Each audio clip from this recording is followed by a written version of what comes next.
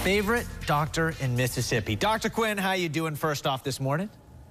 Doing great, doing great. Good, we're happy to have you as we do every single Wednesday. Today we're talking about reversing prediabetes. And prediabetes, go ahead and explain it and why it's such a big deal to try to reverse it, to fight it back. Right. Prediabetes is a condition where your blood glucose levels are slightly more elevated than optimal for your health on an average. A test which we perform in doctor's offices is called hemoglobin A1C. This test lets us know how your blood glucose levels are on an average for 90 days. And if it's elevated, which elevated rates are anywhere from 5.7 to 6.4, then you have the diagnosis of prediabetes.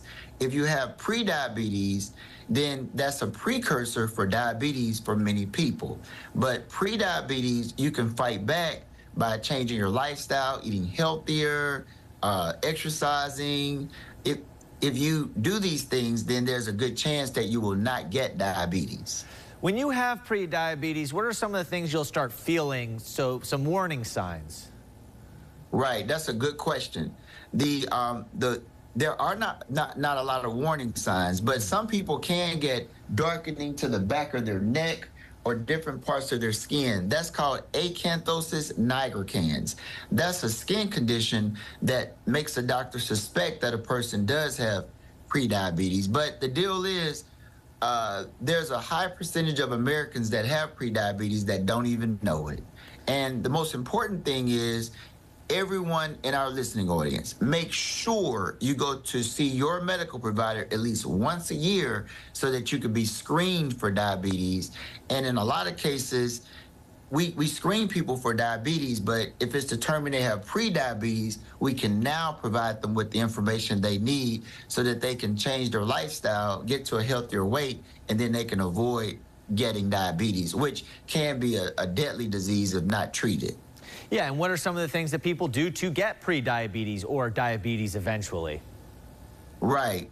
Diabetes and prediabetes are multifactorial as far as how you get them.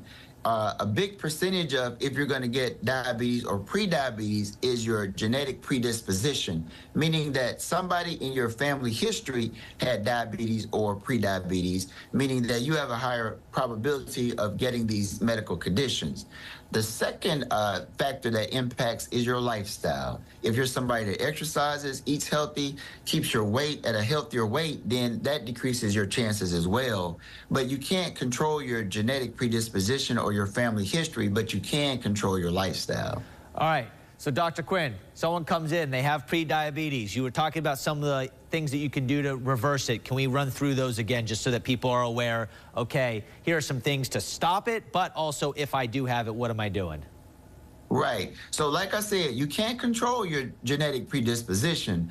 My genetic predisposition for basketball is absolutely terrible. My dad, every time he tries to shoot, it goes over the goal. I can practice all I want and I'll still be a terrible basketball player. The same for dancing. I'm the worst dancer there ever was. My parents cannot dance.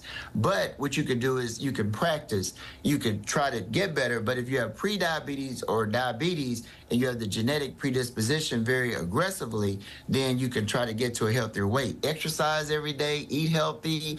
But if you do develop diabetes, although you've done these things, if you do the lifestyle changes with the exercise and eating healthy, you'll be better control with your diabetes. Maybe not take so much insulin and end up with kidney failure or losing your life. So it's still important to make those lifestyle changes, but you still can get diabetes. But the bad news is I'll never be a good dancer.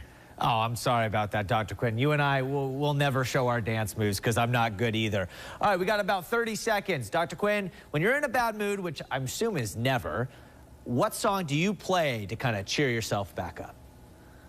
I love to play Kendrick Lamar, They're Not Like Us. And then that's when I work out, feeling good. They're not like us. They're not like us. Yeah, the only problem is that's not good for the airwaves on TV station. But I know the song, Dr. Quinn, and thank you so much for joining us. We really appreciate it. And if you didn't get the message today, eat right, exercise. It's going to help you out in most areas of life. Dr. Quinn, have a great day. Hey, thank you. Absolutely. We'll be right back.